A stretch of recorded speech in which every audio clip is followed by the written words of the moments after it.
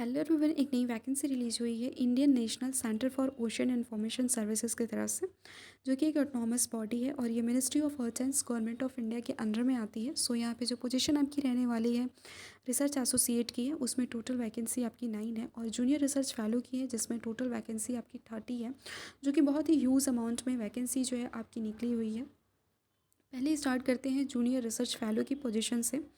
सो इसमें आपकी maximum age जो है आपकी 28 ईयर होनी चाहिए, उससे वे होता है तो आप एलिजिबल नहीं हो इस पोस्ट को अप्लाई करने के लिए।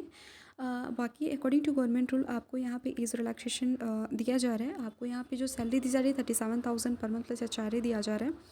और एजुकेशन क्वालिफिकेशंस में अगर आपने मास्टर डिग्री कर रखी हो किसी भी ब्रांच में, साइंस के या फिर इंजीनियरिंग के, तो आप एलिजिबल हो इस पोस्ट को अप्लाई करने के लिए। साथ ही साथ आपके पास एक क्वालिफिकेशन होना चाहिए लाइक CSIR UGC नेट या फिर UGC नेट, ICAR नेट, ये सारे होने चाहिए। उसमें से अगर आपने लेक्चरशिप, असिस्टेंट प्रोफेसरशिप या फिर PhD एलिजिबिलिटी वाला जो इस बार हुआ था, अगर आपने उसको क्वालिफाई कर रखा है तो भी आप एलिजिबल हो। जो PhD के लिए भी अगर आप क्वालिफाई कर रखा है आपने तो, और या फिर अगर आपने गेट कर रखा हो या फिर जस्ट कर रखा हो तभी भी आप एलिजिबल हो।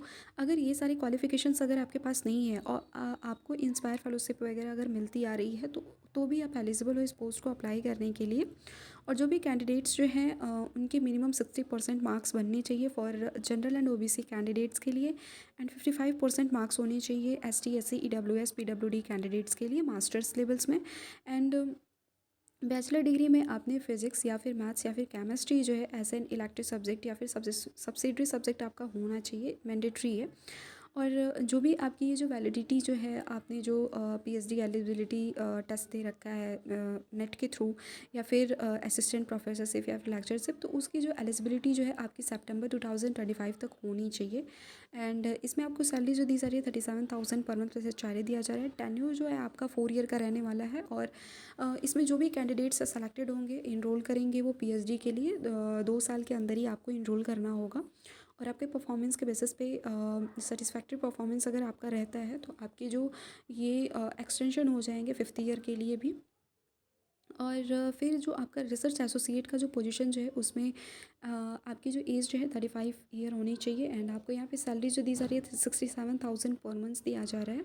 और एजुकेशन क्वालिफिकेशंस में आपने अगर PhD डिग्री कर रखी है in relevant subject like physics, geophysics, earth science, ocean science, marine science, marine biology, atmospheric science, climate science, ये सारे रेलिवेंट सब्जेक्ट्स में अगर आपने कर रखी है PhD डिग्री तो आप एलिजिबल हो इस पोस्ट को अप्लाई करने के लिए। या फिर अगर आपने मास्टर डिग्री ले रखी है physics, geophysics, earth science, seismology, oceanography, atmospheric science, ocean technology या फिर ओशियन इंजीनियरिंग, और आपके पास 3 ईयर का रिसर्च या फिर टीचिंग एक्सपीरियंस है, या फिर डिज़ाइन या फिर डेवलपमेंट एक्सपीरियंस होना चाहिए, और एटलीस्ट आपका 2 रिसर्च पेपर जो है साइंस SI जनरल में आपका पब्लिश्ड होना चाहिए, तो आप एलिजिबल हो इस पोस्ट को अप्लाई करने के लिए।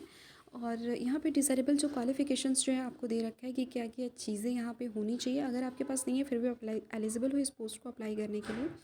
एंड सिमिलरली आपका ये भी एक सेकंड पोजीशन है आपका रिसर्च एसोसिएट का ही, जिसमें सब कुछ सेम रहने वाला है एज जैसे हमने फर्स्ट एडवर्टाइजमेंट में गो थ्रू किया। बट यहाँ पे जो एलिजिबिलिटी जो है सिर्फ PhD वाले जो स्टूडेंट्स जो हैं वही एलिजिबल है, और उनका सब्जेक्ट जो है PhD होना चाहिए। PhD जो होना चाहिए इन सोशल वर्क या फिर sociology, gender studies, public health, disaster management, ये सारे आपके सब्जेक्ट होने चाहिए। और डिज़रेबल आपके पास एक्सपीरियंस होना चाहिए तो आप एलिजिबल हो। बाकी सैलरी, एज, सब कुछ यहाँ पे सेम रहने वाली है। और इसको अप्लाई आपको ऑनलाइन ही करना है इनके वेबसाइट के थ्रू। और एज रिलैक्सेशन जो है 5 ईयर का दिया जा रहा है ST SC PWD कैंडिडेट्स के लिए। वुमेंस कैंडिडेट के लिए 3 ईयर का 5 ईयर का वुमेंस कैंडिडेट को भी मिल रहा है, एंड 3 ईयर दिया जा रहा है OBC NCL कैंडिडेट्स को।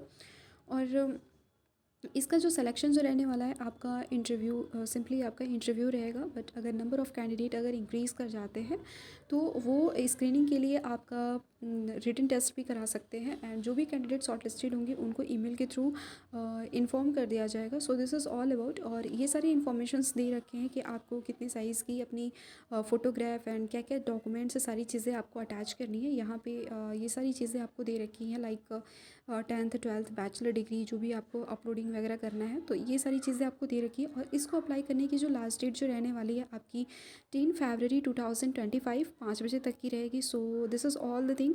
एंड यहाँ पे कोई भी क्वेरी होती है तो आप इनके ईमेल एड्रेस पे आप कंफर्मेशन ले सकते हो अपने जो भी आपकी क्वेरी है। So this is all about, and all the best for your bad future. Thank you so much.